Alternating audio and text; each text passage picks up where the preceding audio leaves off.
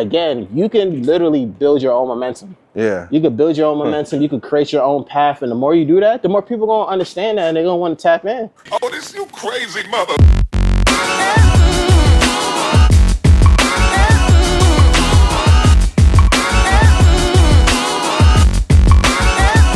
I'm good, bro. Yes, sir. What up? Chilling. My guy, good to see you, bro. You know Timmy? Good to see you. Yeah, of course. What's up? I'm going to put this on you. Because at first I was like, yeah, let's like walk down the Ave. And I was like, too many interruptions. Yeah, a lot of interruptions. Yeah. Construction. Plus I was like, I go for walks on the Parkway a lot. Yeah. Runs. So my best ideas have been formed on the Parkway. I guess it only makes sense that we do a walk and talk then to keep the juices flowing. Yeah. So let's get started, man. We got Arden Franklyn in the building. What up? And Arden, just tell the people, what like space are you in? Like what world do you work in? Yeah, so pretty much I work across marketing, really. You know, marketing as a whole, social media, live event planning, relationships. I do a bit of everything in those worlds, especially when it involves sports and music. Been at it for a long time. I've worn a lot of different hats. And now we here, man, continuing to do our own thing. Got my own agency, Is That Arden? Work with a lot of dope brands and platforms. Got my own platforms, Foresight, Dunkyard. We're just continuing to move, man, continuing to impact talent and creative as much as possible. Right. Cool, so let's get into it, man. I wanted to first talk about how you get into all these events. I see you're at courtside at the WNBA games, you're at the draft parties. Yeah.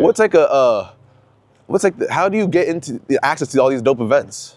Yeah, I would say a big part of it, honestly, is just a lot of the work that you put into those respective spaces that allow you to, you know, get access. So the more traditional way is asking for passes. So, you know, across every medium, there are people who work with the media to be like, hey, would you like to cover this event? You know what I mean? This is known as credentials. So in those spaces, you often just hit up people and be like, hey, I'm such and such, I'm such and such, and I would like to cover your event. But over the years, because of putting in great work, like you know, because you've done it as well, it makes it easier for those people to be like, yes. You know, so instead of asking, it then becomes more invite. Hey, we would like to invite you to go and cover this event. We would like you to interview such and such. We would like to give you this product. But a lot of it just starts with asking. And again, for those out there who want to go to these events, know who's handling media, know who's handling press passes, or even more so in 2026, know who's working with the influencers, the talents. Yeah. And then present yourself the right way. And then most importantly, put in the work. Because people are watching. I tell people that all the time. So what's the difference between, like, let's say in the beginning when you were asking, what's the difference between you asking and getting the approval and someone asking and then them getting ignored? I think at the beginning, so much of it is about the fact that those people at the beginning don't know you. Right. You know, like those people don't know you. They don't know your worth. They don't know your value.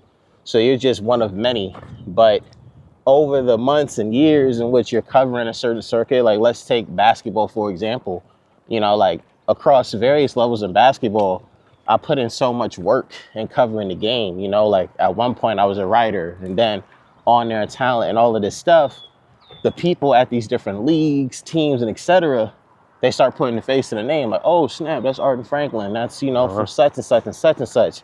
And the more they start seeing you over the years, and not only do they see you grow, but the relationship, you know what I'm saying? Like we literally work the same games together. We broke bread together. We do all this stuff.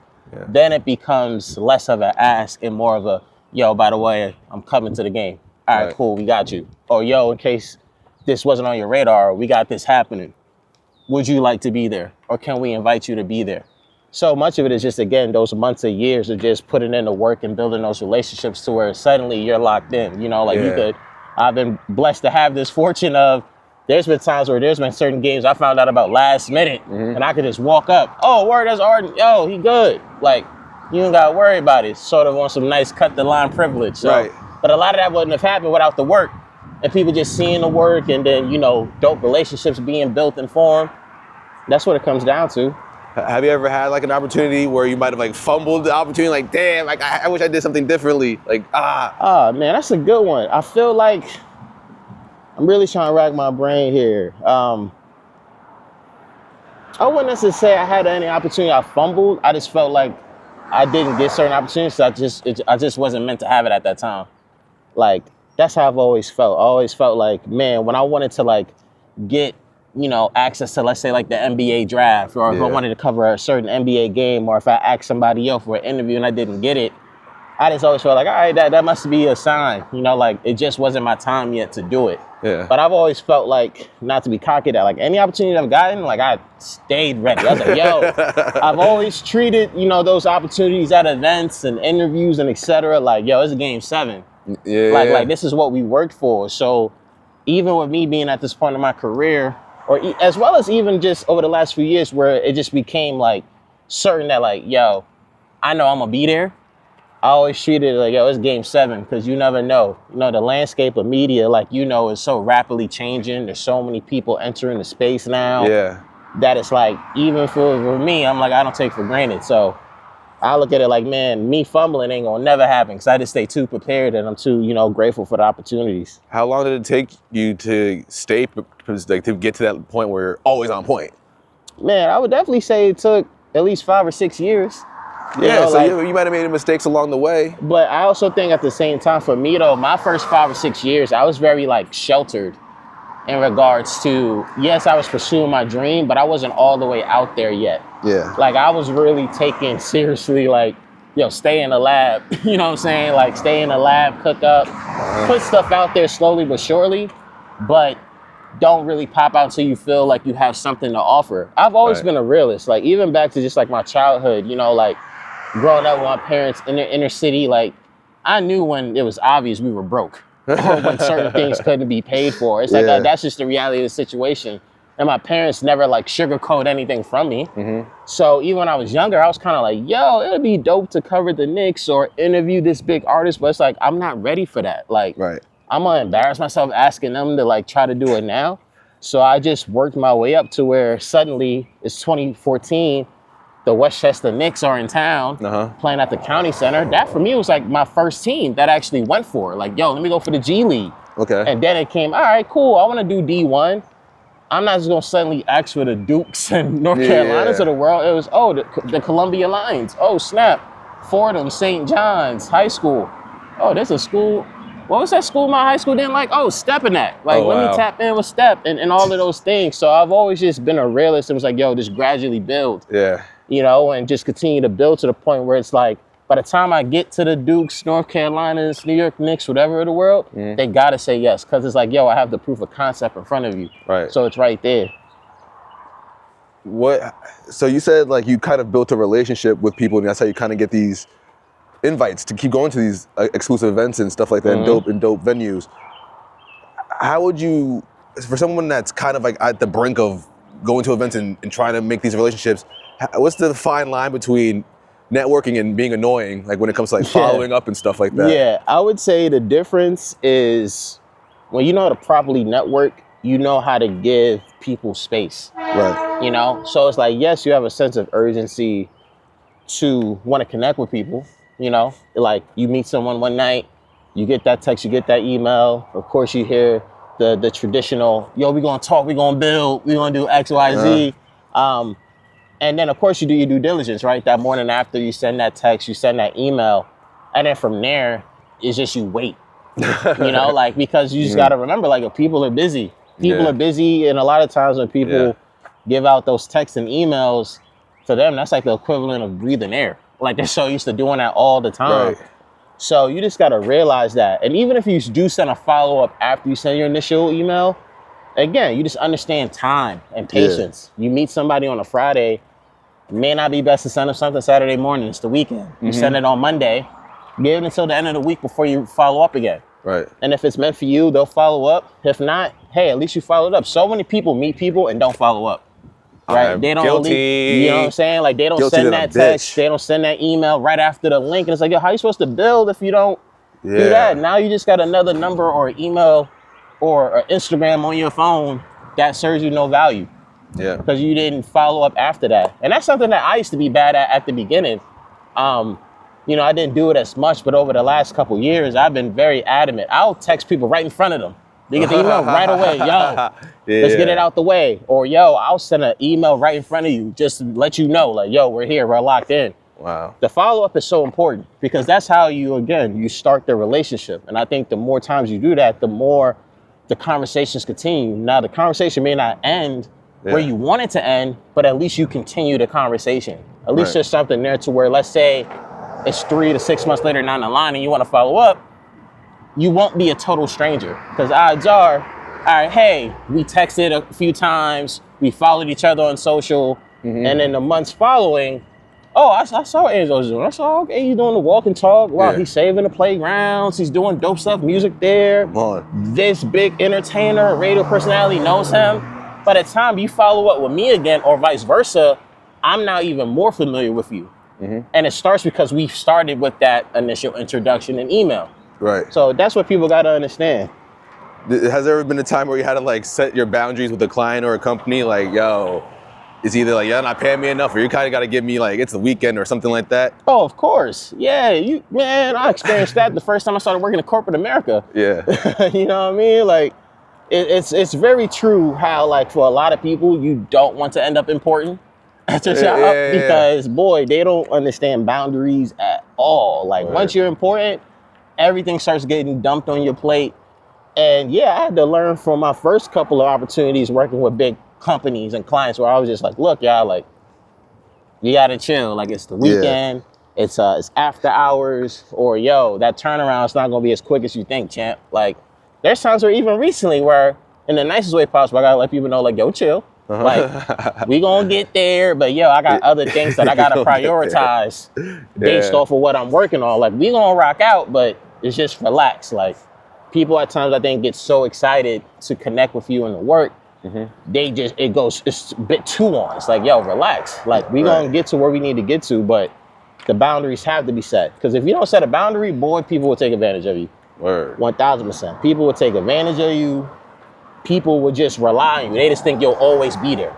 And then by the time you defend yourself, by the time you set a boundary, they're gonna be like, whoa, what's going on? What happened? It's like, nah.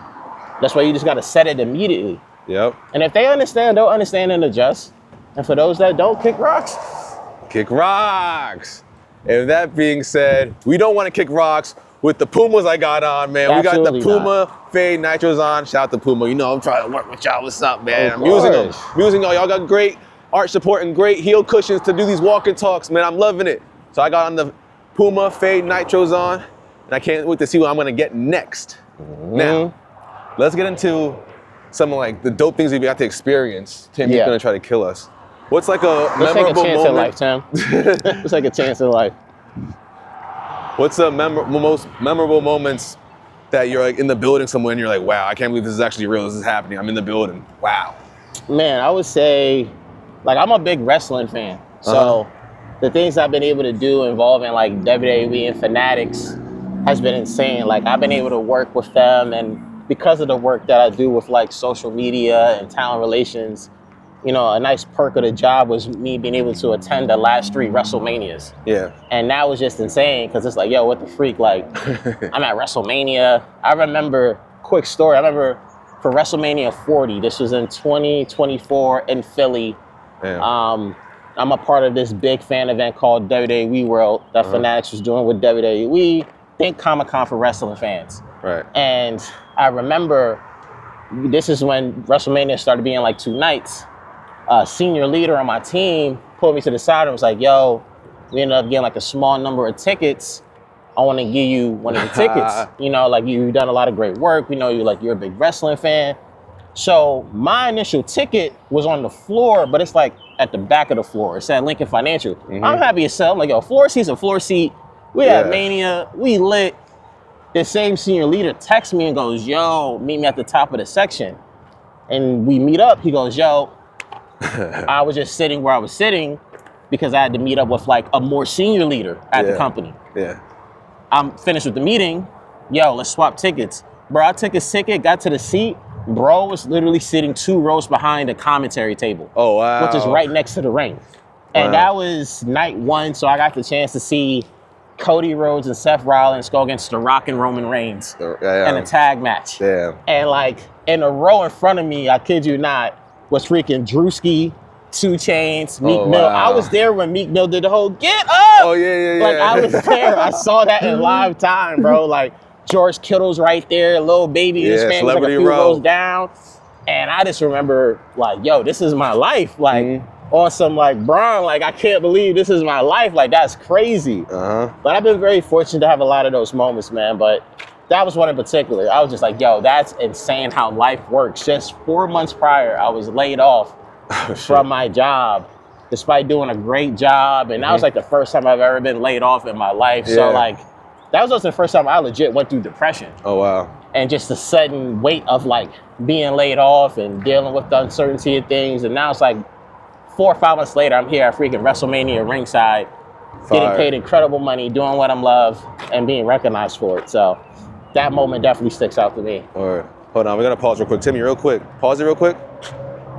Word. I got a question, man. I hope you're not offended by this. Of course, ask away. How are you, like, you still, like, what makes you still a big fan of WWE wrestling?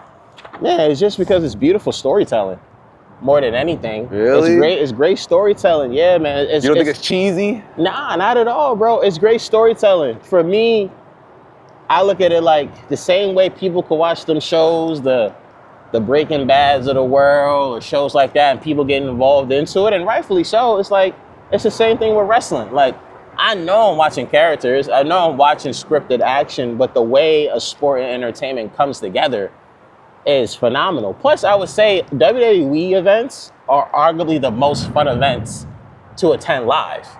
Just because of the energy, it's arguably the most family friendly as well. And you just see the best of everything. You see storytelling, you see athleticism, you see action, you see drama. Yeah, Like, but see, that's that part. I'm not getting fed up into the drama. Like, I know it's scripted. I'm like, oh, he should have did that behind his back. Like, come Of course, on, bro. but at the same time, if you could watch any other TV show or movie and get into it, it's the same with wrestling. It's like, yeah, you know, in real life, yo, that shouldn't happen and stuff like that. But it's like, but hey, it does, and it makes it lit to see that, you know, that hero turn, that guy getting jumped, there's someone coming out of nowhere, and the music hits. It's like, oh my God, yo, that's so crazy. It's, you know, wrestling is beautiful that way. I'm gonna try to check it out. Man. I used to be a huge fan. Of course. I feel like once they made the switch from WWF to WWE, now I was like, all right. Yeah, and that's how it was for a lot of people, bro. Like, even me, like, I started watching wrestling when I was like 6 years old. Yeah. And I went through the same cycle, you know, watch it for a few years. You start, you know, getting into it again, fall out of it. But for the last 3 to 4 years, I've been back to, like, following the programming more regularly. And then, of course, me being able to, like, work with the company and be a part of those events has definitely strengthened why I watch it every week. I feel like I was to go, like, I did go to the not WWE, but I went to some wrestling, the one that was at Westchester County Center. Okay. And I was just like, I like the behind the scenes, how everything moves as an operation, all the different moving parts. And like, I get it. Like, I was meeting the wrestlers. I was like, these guys are like, what possesses you guys? You'd be like, you know what? I want to be a fucking wrestler. I mean, I don't know. They don't even be paying well. I could say it for the money, but you got to be able, like, they probably get like $150 per show or some nonsense like that. Yeah, some parts of the indies, some parts of the indies, they pay bad. But now, you know, on the big leagues, they eating swell.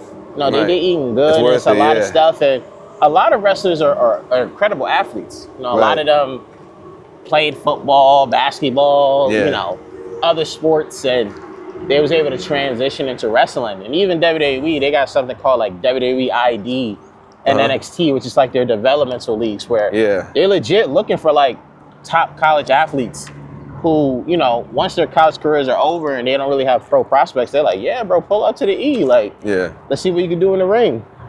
What's an event you cover that kind of showed you how the industry works? Just in general? Like, I don't want to put like a negative connotation to it, but like, oh, this is how I got to move. Like, this is how people are moving. Oh, man, I would say, honestly, I think back to like music, you know, like going to like Hot 97 Summer Jam and Rolling Loud. When Foresight had the chance to cover those events, that was like a real look at like, okay, this is how the industry can be, where it's a mix between, you know, you got to really present yourself in a great way. You got to do great work. You got to connect yourself. And then you also see at the same time, like, a lot of people be fronting. A lot of people be fronting. There's a lot of sneaky things happening.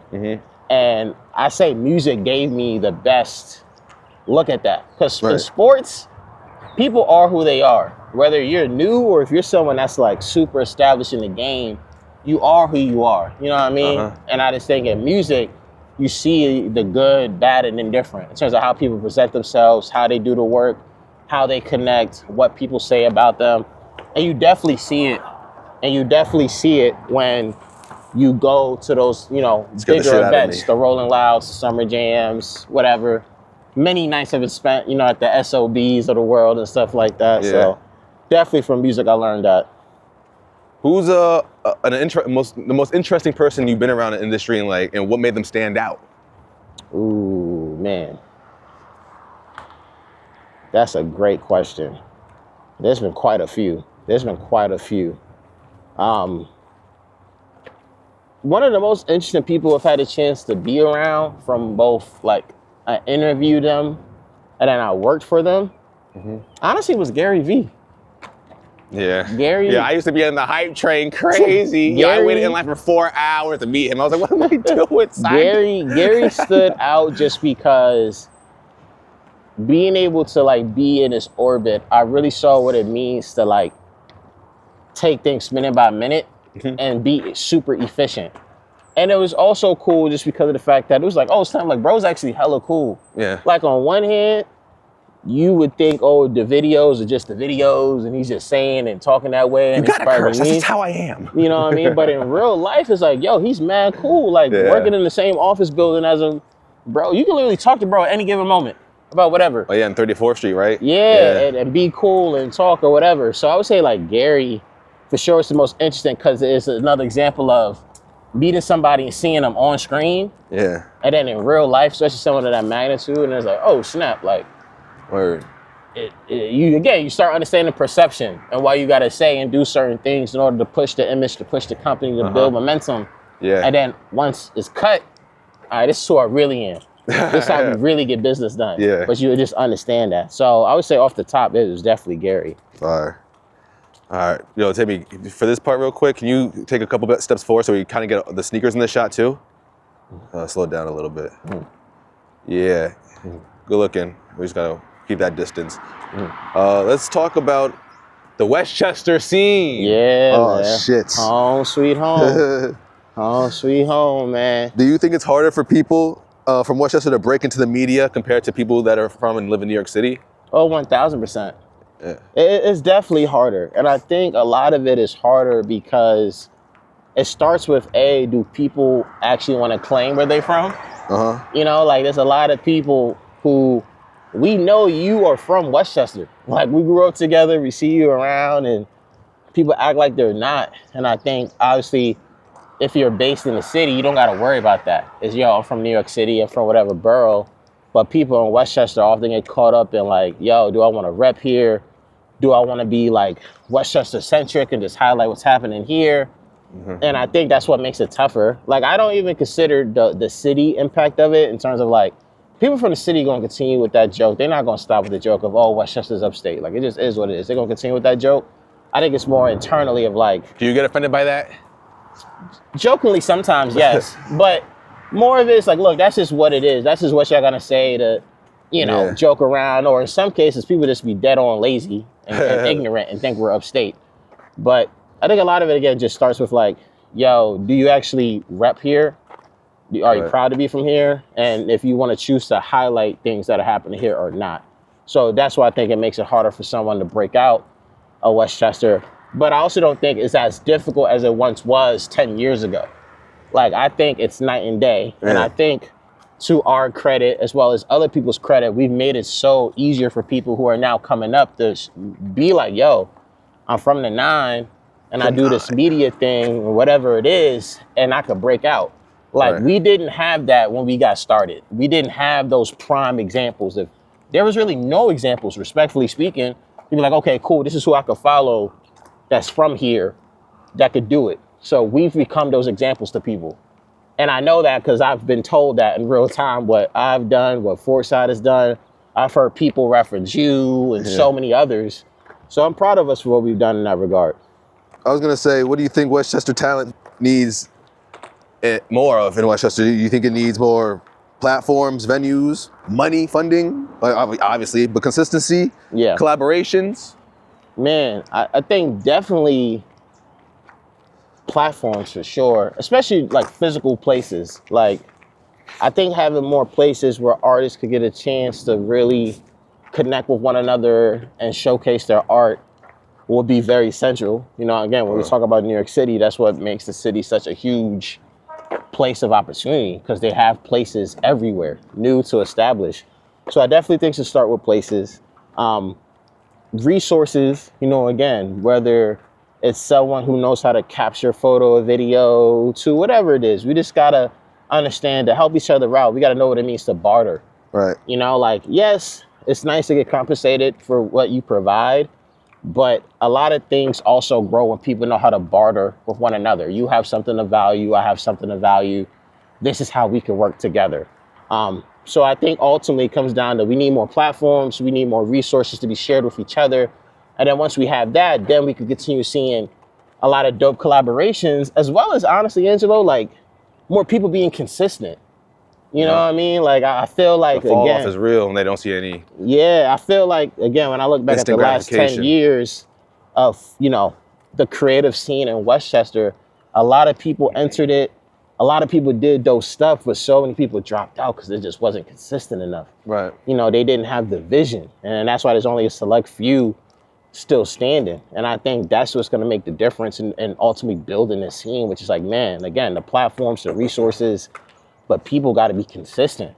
Yeah. You stay consistent, you're going to see the results. Like, I promise you that. What do you have to say to people that say that there's not enough to do in Westchester, There's creative-wise? There's always things to do in Westchester. I think you just have to go out of your scope. I think so many people in Westchester are guilty of just being stuck in their own neighborhoods or in their own towns. Right. And the reality is there's so many things to do in Westchester. One of the best things about Westchester is how it so beautifully blends suburban life and city life. So there's plenty of opportunities to connect with your fellow Westchester residents and creatives and local businesses and things to do on an academic level. Like, the opportunities are there, but you got to get out of your scope. If you're someone that's south of Westchester and you're like, yeah, I'm just Yonkers, Mount Vernon, New Row, and the first you go up is White Plains, it's like, there's so much more, you know, beyond that. Like, you know, tap in with Tuckahoe, tap in with Terrytown, you know, go to Portchester, go to Armonk, you know what I'm saying? Like, go to all these places where there's something there. Go to Armonk. Yeah, you know what I'm saying? Like, you'll see all of that, bro. Like, that's why for me, I'm always quick to say, like, yo, I'm from Westchester. Like, yes, if you was like, yo, Arden, like, actually give a city where you're from, I would say White Plains, because, like, I've lived in White Plains the longest. But, like, yo, I'm from Westchester. I lived all over Westchester. I've spent so much time in Westchester. And I've done so many things across the area that it's like, I think you just don't maximize it. Yeah, We'll make your life here. I just want to look at this map real quick, Yeah. too. I'm just curious. It's getting nice, too. So that Bronx River Parkway being closed on Sundays is so clutch. Uh-huh. I'm a walker, so I'll be walking from White Where the Plains fuck are we now? to Scarsdale. Interesting. Word. Yeah, we'll make a left here. Okay. So yeah, I think that's what it comes down to. Let's talk about your company, man. Yeah. For someone who's not familiar, can you explain what the Foresight company is? Yeah, man. Shout out to my brothers, Wills and AK, man. So the Foresight company, also known as Foresight for short, we're a music media company. Yep. We're a music media company that does a bit of everything in the content space, highlighting music, especially hip hop and R&B. You know, we have a podcast that, for those that know us, they know about it very well, the Foresight Pod. That's over 10 years old, over 200 episodes. We're also just started tapping into like doing live events. So the last few years for us, we've been able to do everything from listening sessions to concerts. We got a crazy summer schedule that we're gonna announce really soon.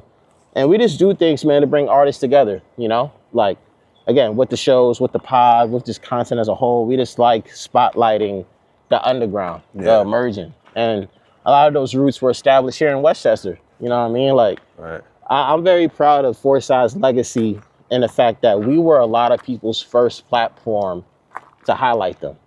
You know, like, we were the first platform to interview them. We were the first platform to give them a shout out on their music. We were the platform that often recommended their music to other artists, or the platform that allowed their music to be discovered by artists and that like literally fueled collaboration and conversation. So I'm very proud of what myself, Wills, and AK have built. It's crazy to think it's over 10 years. Yeah, It's crazy. How did it start compared to what it is now? Has anything changed? Yeah, I think it's the growth, like how it started to even just to get more backdrop on the name. Like, for those that know me, I'm a big, Drake fan. All right. Iceman on the way. Come on, Can't what you wait. know about it? I peeped. Come on. So the Foresight name goes back as far as 2014. At the time, Drake tweeted, yo, views from the 6, which obviously would end up being his album Views. And I remember at the time just Drake having people really understand and embrace Toronto, and Toronto's area code is 416. And I just thought like, yo, that was so hard.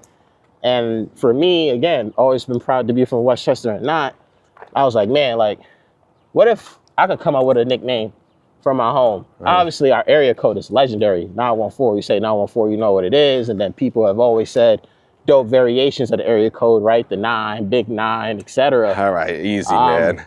No, just saying, I've heard. It ain't no 305 now. Hey, just saying, I've heard people say different variations of the name. But yeah, I've always just felt like, oh shit, I got faked. It was just like the Drake influence plus being from the 9, and then with how the Foresight came together. Wills and I have been friends for years. We met at a gym he used to work at. And we used to always talk music and wrestling, and I've always wanted to do a music pod. So literally, it's like December of 2015. I hit up Wills, yo, I want to do this pod.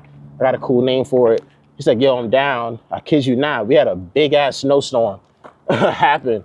And I remember for whatever reason, the Starbucks was open. I didn't want to stay in my house. I'm doing work on my laptop. I call up Wills. I'm like, yo, bro, you want to meet up and do this pod? And Wills just trying to stall me out. I'm like, nah, bro, I'm at the Starbucks, bro. Like, you want to meet up and do this pod? And then that led to, long story short, January 23rd, 2016, we uploaded the first episode of the Foresight podcast. And since then, we've just grown into, again, just like beyond the pod. We got live events that we do. At one point, we was like writing articles about artists. We do a lot of other short form content, just reacting to music, breaking down artist songs and stuff like that. So it's definitely have expanded quite a bit. How much time and money would you say you have put into it over the years, and like and into what? Man, it's been a lot. It's been a lot. Definitely 5 figures worth. Just between legalities, take care of your business. You got a dope business, make sure you trademark your name. You know what I'm saying? That's super important. Get your LLC set up. And then just over the years, just reinvesting into the company. Like, all right, cool. We want to record content. We got to find dope spaces to record content. We trying to do really cool interviews outside the studio, find dope people that you could pay to, to do the shoots and stuff like that. So it's always a matter of just reinvesting into the business, especially like, you're involving yourself in content and events.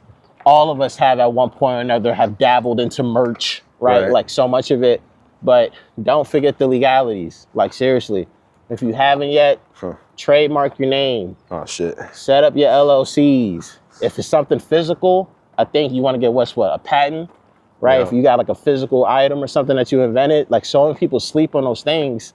And it's like, you got to protect yourself and rightfully gain ownership, especially across a global level. Like, so many people do dope things with dope names and stuff. And then that's cool locally, but globally, you want to take care of your business so you're protected all over the world. So we definitely have spent well into 5 figures for Foresight. And you say all that time, consistency, money, it's worth it?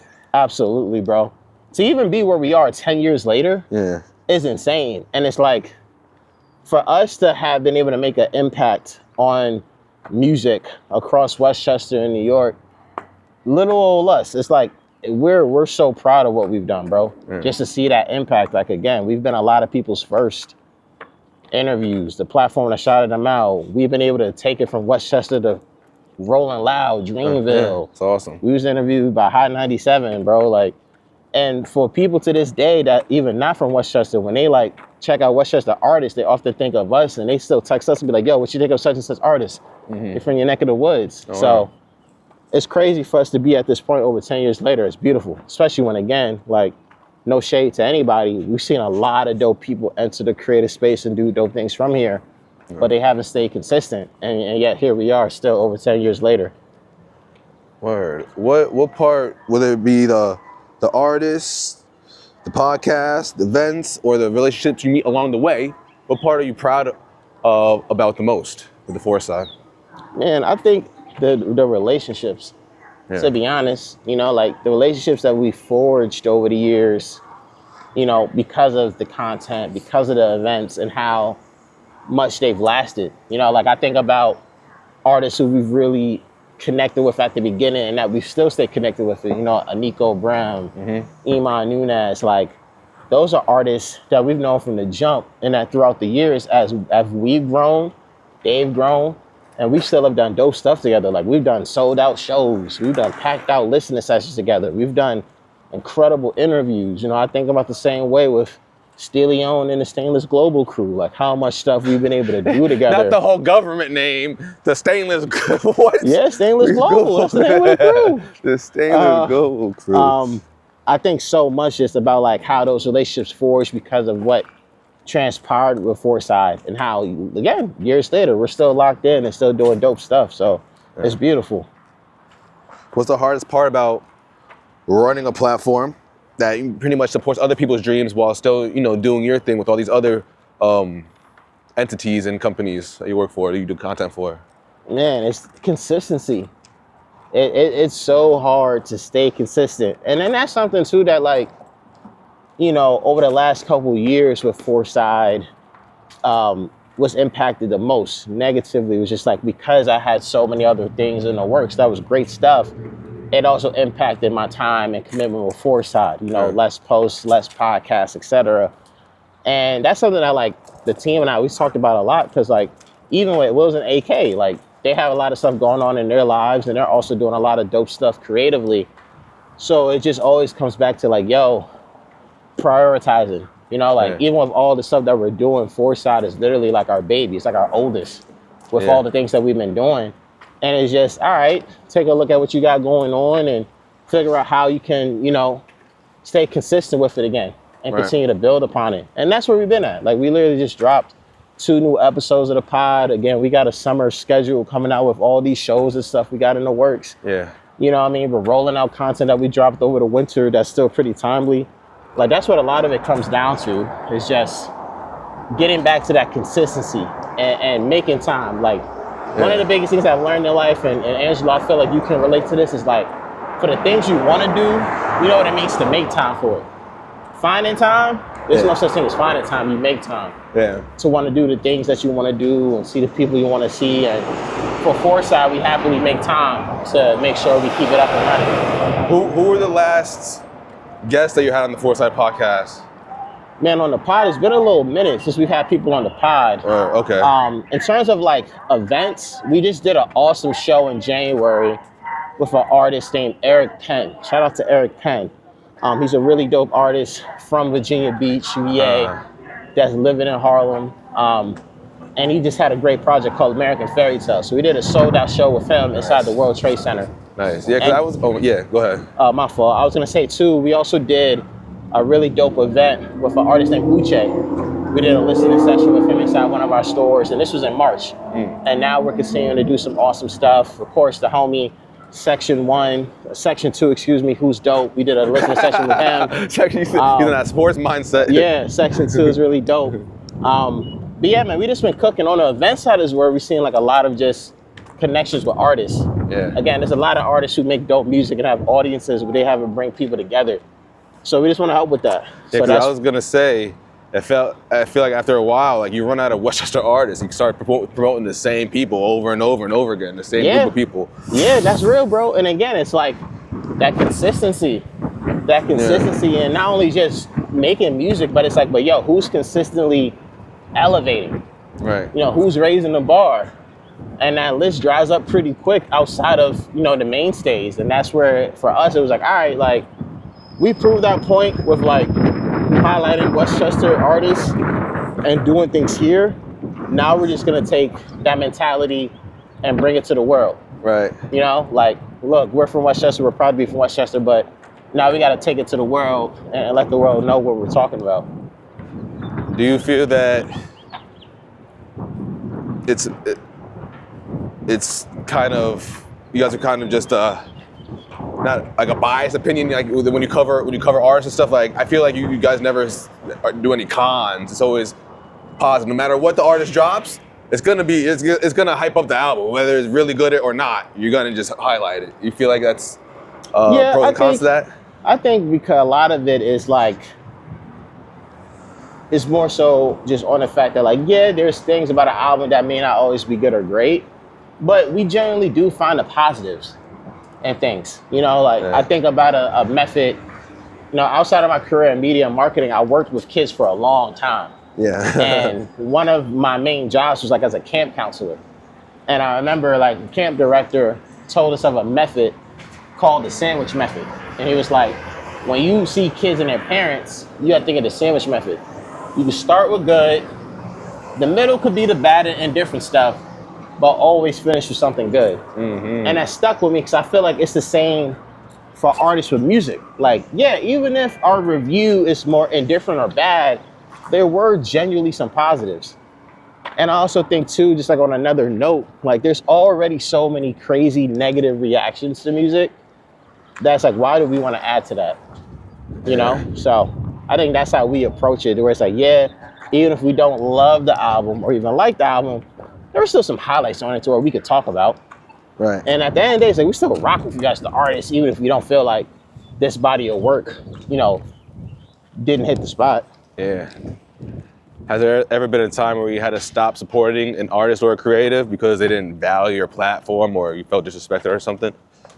Yeah, there's definitely a few times. I think a lot of it was always on like after the fact. Like if we did an interview together, if we did some sort of spotlighting and we didn't feel like the love was reciprocated back, you know, you didn't reshare, you didn't collab, you know what I mean, you didn't follow up. Yeah. It was like, yo, what are we doing this for? Right. Especially just like as the years went on, and it's like, yo, we're established. Like in our own way, we're established, we're doing this.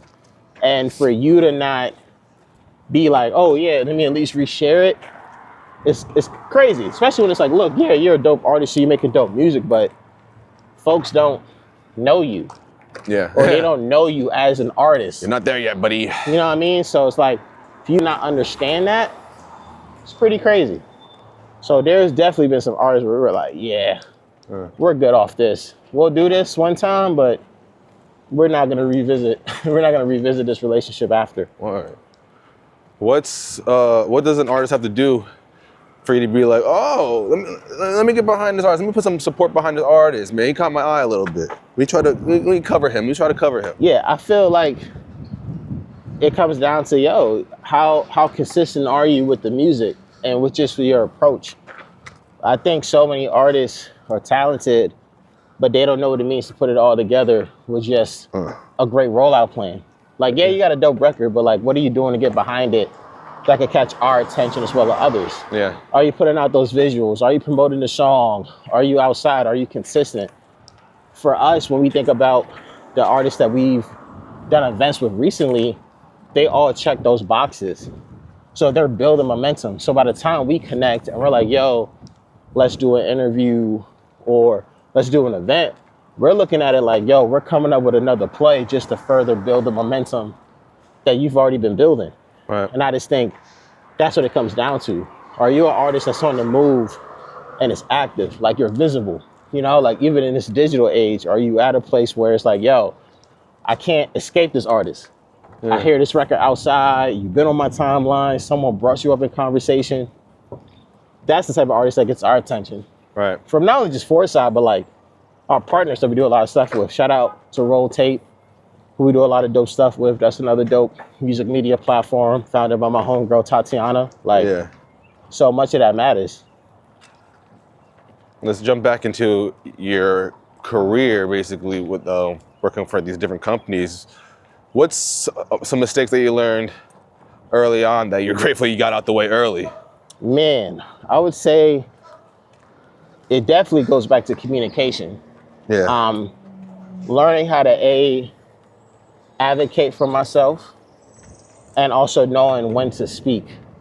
And I think that becomes so important when you are working in these different rooms, specifically older white rooms. Like when you come in and you are one of the few black folks in the room, there comes this like pressure that suddenly comes on where you're like, yo, you're speaking on behalf of your people, you're speaking on what you know is true in these spaces that, you know, these companies want to do business in.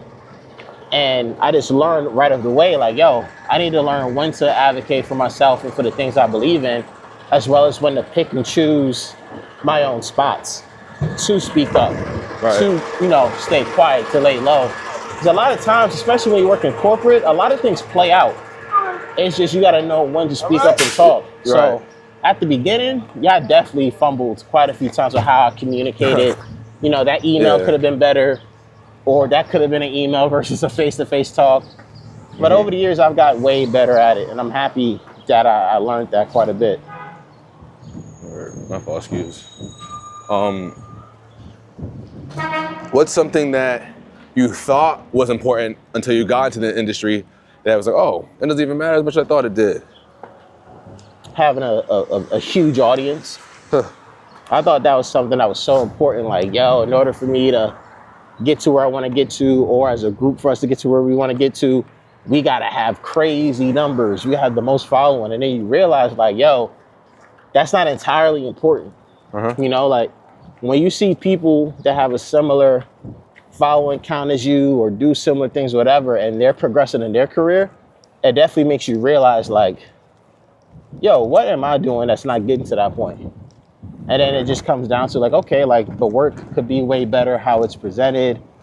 Again, networking, right? And you realize like, yo, there's plenty of people who have just a couple thousand followers or a few thousand followers. Business is booming. And it's like, how? Because it's like, yo, they're putting in the work, they have the relationships, they have all of that stuff. So the thought of that, yo, I need to have like 50,000 followers, 100,000 followers to see, it's like, man, that's not true. Word. There's plenty of people who have that following that have no motion in real life. That's not progressing. So that's something that, once I learned that, I was like, yeah, man, focus on the work, focus on connecting with the people and just being so damn consistent that people can't ignore you. Was there ever a time when you might have moved too quickly or said yes too soon to something and you're like, shit, I gotta start taking a step back and really thinking about before I start accepting stuff? Oh, for sure. I remember, funny enough, this was back again when I was working with Gary. I got that role because I did like a residency program for like 6 months. And then towards the end of the residency, you know, they let you know, hey, we'd like to extend you an offer or whatever. I had interviewed for another job that was based in sports and social media, and I quickly accepted it.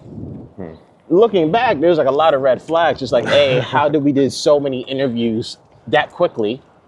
And also just the fact that when I started the job, I realized like I wasn't the only person that they brought in for this role of social. And the interviews that we had at first made it sound like, yo, I was the guy that they was gonna bring in to do social in this role. So once I saw that, I was like, that's very sus, I don't like that. And then it was just like, the more we started working together, I was like, oh no. So long story short, like I quit that job in like 3 weeks. Oh wow. I was just like, yeah, this ain't it. And that was like a huge lesson, like, man, I should have took more of my time with this and recognized those red flags. Like to bang out all of these interviews within like 3 weeks was crazy. Because any other job that I've gotten where I had to interview, we damn sure didn't bang everything out in 3 weeks. Like it took a month, maybe 5-6 weeks. Y'all did everything in 3 weeks? Yeah, that was a big red sign. All right. Now I gotta ask you some. It could be too personal, but I got to know the answers, man. Ask away, my friend. What's like the bread and butter because you're like just mainly a content creator, right? What's like your bread and butter? How you pay the bills, man? What's your main thing? Man, so it's through my agency. Is that Arden? So what? Yeah, man. So I literally work for myself full time as a marketing strategist. So a lot of the projects that y'all see me do, the Fanatics of the world, There's a really dope clothing brand that I work with closely called 24 New York. I have clients, like I have full-fledged clients that I work with to like fulfill their social media needs, live event needs, partnerships. As a content creator myself, I've gotten, brand deals. Like in March, I did a brand deal with Hype Beast, talking about March Madness that I starred in and helped co-produce. So that's what pays my bills, man. I'm blessed that this is literally my life. Everything that you see from me on the market and the media, I'm living my raps, y'all. That's what pays my bills. That's what allows me to do what I do. So I run my own marketing agency full time, man. It's that Arden. It turned 1 year old in 3 weeks. Wow. Baby, you got right into the game and got. So where were you working before that? Did you have to quit your job? So I was working full time at Fanatics. So I was working full time at Fanatics. On the events team, and I got unexpectedly laid off. And for what followed was like 6 or 7 months of just me freelancing. And then it came down to like March or April of last year. I was like, yo, me looking at the job market and seeing a lot of talented people get unexpectedly laid off. Yo, time out. This is Alpha Romero, and this is crazy. Classic. What the hell? Classic. Wow.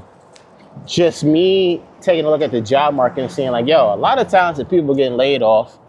Jobs aren't hiring like they used to. And just for me, it's like, all right, well, I'm freelancing. And it's like, yo, what sounds better? Hey, I'm Arden and I freelance, or hey, I'm Arden and I have my own marketing agency. And I said, F it, I'm gonna go with the latter. And I'm so happy I did, because when I announced it, bro, the response was so overwhelmingly positive, and the opportunities that came was immediate. Again, just another example of presentation. How you present things at times is way more important than what it actually is. So that's what allowed me to do it. What does the money side of it look like when you don't have a huge following or you're not famous? Like, you gotta probably grind a little bit extra, huh? Yeah, you gotta grind a little bit extra. What's like your secret sauce? Well, I don't say your secret sauce, but like, what's a key thing you do when you have to pitch yourself to companies or clients? For me, I often just utilize the work that I've done across social and live events to get them to understand how I can help. I think one of the best things you can do when pitching yourself to anybody is pitching how you could be a solution to whatever problems that they have. And being able to be adaptable and just be like, hey, and this is how I've done it. I've been able to help grow social channels and help produce live events for a multitude of companies, whether it's at the bottom to literally at the top of the world. So it's like, when you've been able to do it the way I've done it with various companies, wearing various hats, it's like, well, I can help you out. And it's just, it's so important to have that proof of concept of like, yo, this is how it could be done and why, because I've done it this way so many times. So that's how I do it. And honestly, I'm also fortunate that now it's becoming less about me pitching and more companies coming to me. So like, even with some of my last 2 projects, those companies came to me and pitched me the idea of me fulfilling those roles. The Hypebeast campaign, folks came to me. Fanatics, who I've been working with for the last couple months, and through the summer, I was approached about the role that I have, which is like, yo, you're so tapped in across New York City sports. We want to create a role for you to be our outreach guy who could hit up the different influencers, fan pages, team sites, and et cetera. Yeah, to connect. Yeah, like they pitched me on that. Nice. So for me to be at that spot is like, yo, I'm doing something right because people are paying attention. And speaking of paying attention, if you're not active on LinkedIn, you're messing up. You pay for a subscription? No. Okay. Be active on LinkedIn. And I say that because that's where the money is. Trust me when I tell you, the money is on LinkedIn. Post the same way you would post on Instagram your work, post that on LinkedIn. That's where the money is, I promise y'all. That's done me a huge solid. That's awesome. Do you think that you could still do what you do if you had a job still? Like, let's say Fanatics never left, what's the word? Never... Like laid me off? Laid you off. Yeah. If you never got laid the fuck off. You think you could do both? Like, how important do you think it is for creators to have a job as well as chase their dream? I think it's super important, just because I think, to answer the first question, yes. because I was always the type of person that even when I had a job within the industry, I was always doing my own thing. Like I was always doing my own thing, no matter what. And I think the second part is, it's important because with your job, with the money you make, you can literally be your first investor. You know what I mean? And I think people forget that, which is like, yo, before you go seeking other people's money, you gotta be the one to invest in yourself. Right. And that's where having a job is important. Heck, it'll be 17 years in June since I started my career in high school. And for 10 years, I didn't make money from media and marketing. Yeah. So how I was able to keep going, I took money that I made from my career working with kids as a freaking camp counselor, babysitter, coach, private trainer, heck, like, etc. Like, yo, I used to take that money and reinvest it into my career. Equipment, booking podcast time for Foresight, booking photographers and videographers, all of that stuff, bro. Like, that's how you do it. Like, it's so important. What, fucking guys. Go up this way. What gigs do you decide to take that you decide to, like, I'll do it for free, I'll do it as a favor, and what you gotta put, and which gigs you put a price tag on and you charge people for? Oof. That's a really good question. I've honestly, by the way, I've taken a lot of free gigs just because I always saw the value in, like, yo, let me do this free gig because that's gonna lead me to the money. Honestly, I probably could have got paid way sooner in my career, but I was just like, yo, I'll do it for free because I already know what this is gonna do for me. Right. You know, especially on the music side, I should do certain interviews for free, cover certain shows for free. Because I'm like, I just want that exposure. I just want to be able to have that under my belt in a relationship. Now, it's more broader, like certain stuff that I'll do in which now I'm like, I need a bag for that. Just because I understand my value, whether it's, yo, interview such and such for me, help grow my social media channel, like all that stuff I would charge. But again, I'm also reasonable. Yeah. Like, if the opportunity is really dope, whether there's like a great budget to it or not, I'll consider it and do it, especially when thinking about the work that I have to do. Right. You know, that scope of work, like that's super important. Let's get back to the Westchester scene. Yeah.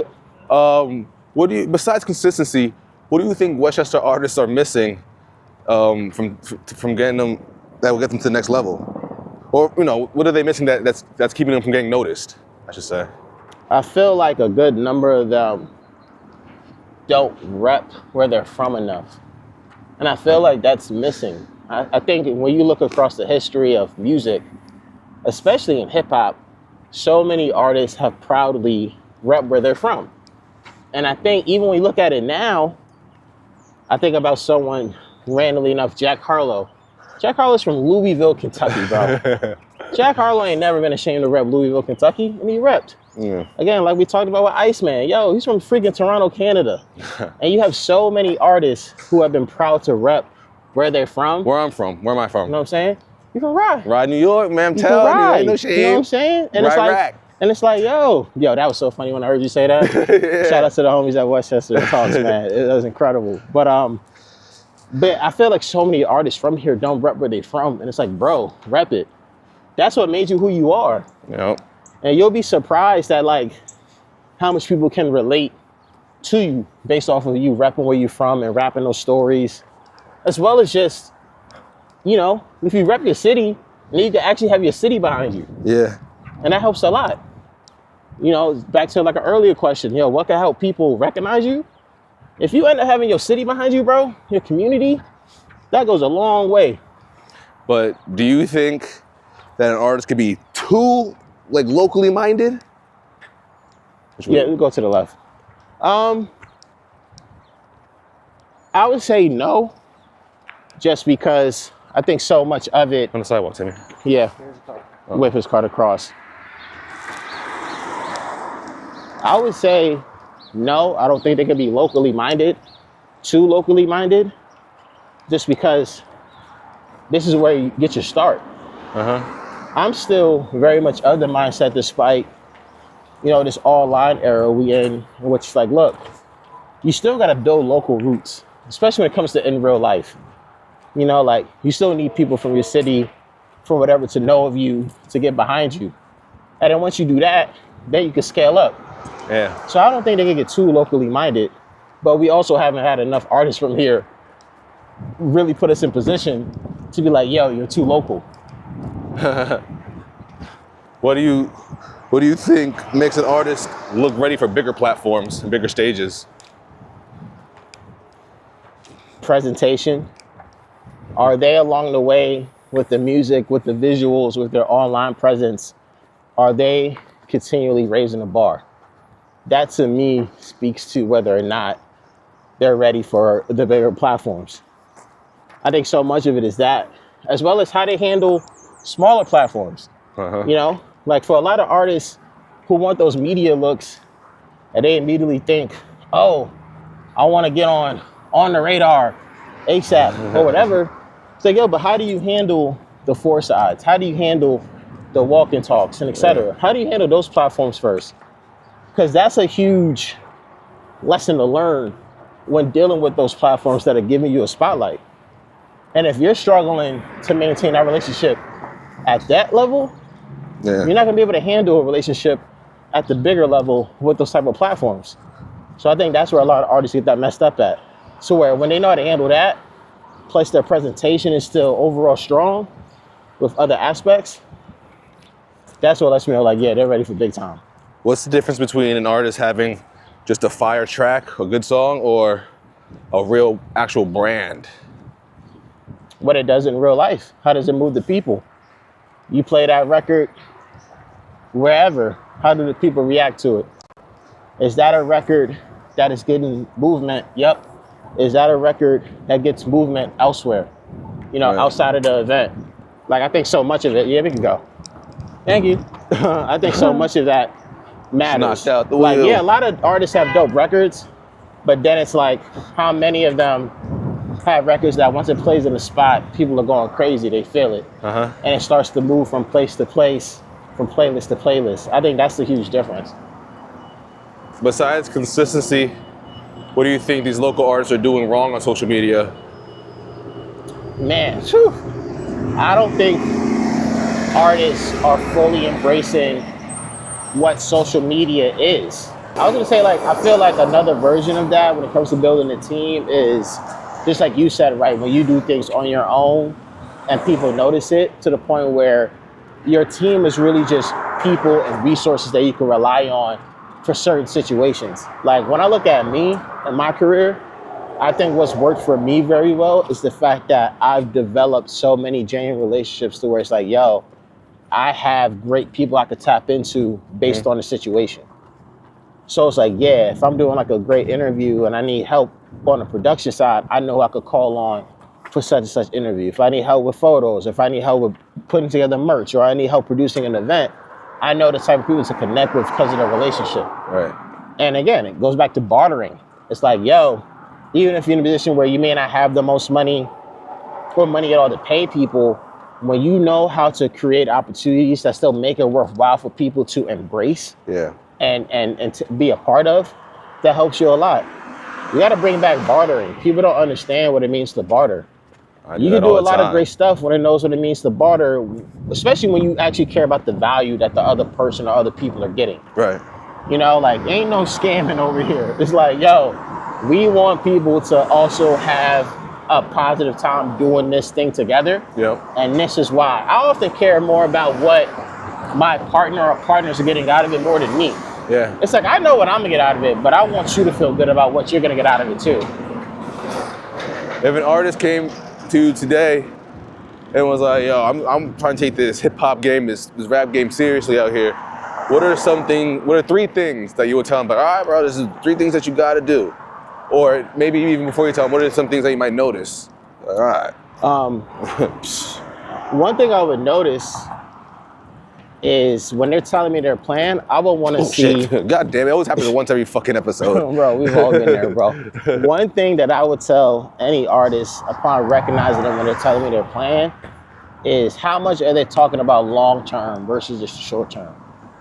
I feel like any artist is meant to succeed if they really got a dope long term plan built out. And long term can be subjective. Long term for artists can be 2 years, 5 years, whatever. It's just, what are you doing to work towards that?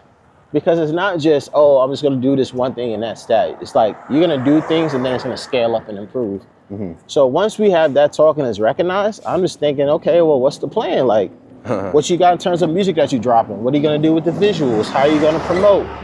How are you going to make sure that you're building your own brand to similar what we talked about with social, you know, to let people know who you are? Again, you got to have people get invested in you. Yeah. And I think once we have that talk, that helps me and other people recognize, you know, was that for me or you or Timmy? whether or not an artist is gonna make it. I think so much of it is just about the proper planning, like 1000%. Who's an artist from Westchester that you think deserves a little spotlight, a little bit more attention? Man, that's tough, but there's quite a few that comes to mind. I'm gonna go with a different answer because the two that came up in mind, they're starting to gain their recognition. So I'll say off the rip, like Nico and Iman, I won't say their names because they're getting like recognition and they're doing their thing. And yeah, they got their light. They're getting their light. Yeah, like they're doing their thing. I feel like an artist that's still super underrated to me, honestly, bro, is Steely. Like I feel like Steely is so underrated as an artist who, when you look at his history, it's like, yo, bro, like he is quietly one of the more consistent, skilled, and accomplished MCs from our area. Like, yeah, so many people don't know that Steely literally, bro, on a yearly basis, multiple times throughout the year, travels overseas. Mr. Poland. Yeah. I just landed in Europe, nigga. Bro, and performs sold out shows. You feel me? Like he does that. Like, so many people can learn from Steely in regards to just how to do business between the label and the merch and all of that stuff. And people know he's nice, but it's like, I don't know if people really understand how nice he is and how much he's really doing dope stuff. And just to do it at a high level consistently for practically a decade and some change. Yeah, I'm gonna try to get Timmy to get on the track with Steely. Hey, we need that. That'll be fire. 1000%. Starring Steely, we gotta love it.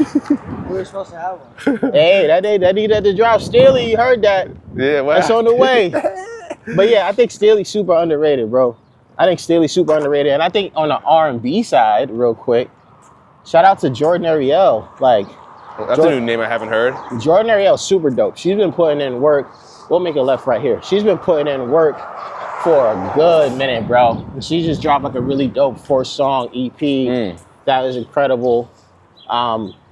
She's one of those artists too that's like, again, just continuing to grow so rapidly and has an incredible voice, incredible penmanship, and is doing her thing. So I will go with those two. But Steely in particular, bro. Yeah, Steely is unique too because he's actually one of the only people.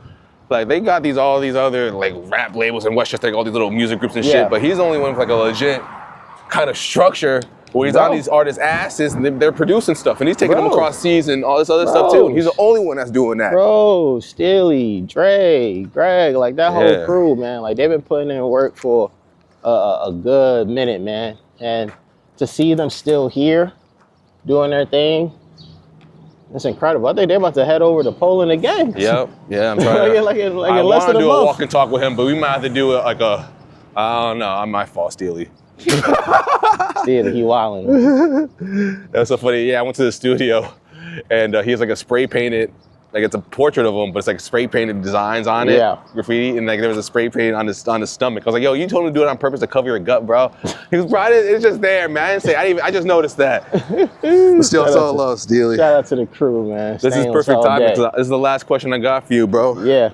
For the person watching this who feels like they're talented, but feel like they're overlooked because they're in a small county like Westchester, like me, myself. I feel like, man, I was working at Costco and I was like, man, I'm way too creative and talented to be doing this bullshit. What's one thing that they need to do to move closer to the life they want? Man, I would say double down on what you're working on. You know, like I think so much of it is if you really feel like you should be at a better place, yo, double down on the work.